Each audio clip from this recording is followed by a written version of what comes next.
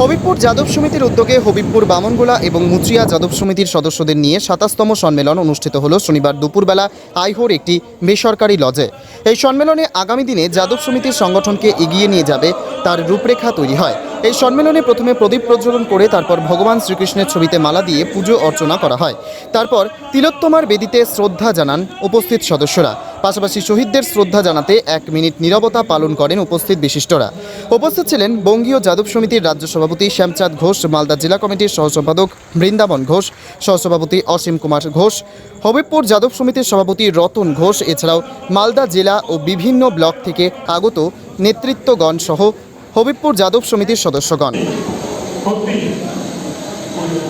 আজকে আমাকে খুব ভালো লাগছে যে আমাদের সাথে জেলার নেতৃবর্গ, আমাদের যাদব সমিতি এবং রাজ্যের নেতৃবর্গ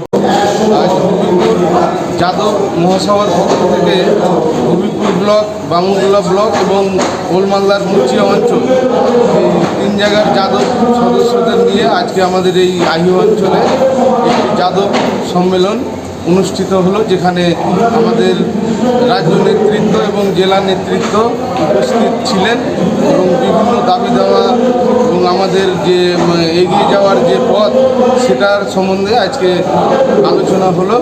এই আলোচনার মাধ্যমে আমরা যাতে আমাদের বিভিন্ন রকম দাবি দেওয়া সফল করতে পারি রাজ্য সরকার এবং কেন্দ্রীয় সরকারের কাছে, সেই নিয়ে আজকে আমাদের এই সম্মেলন।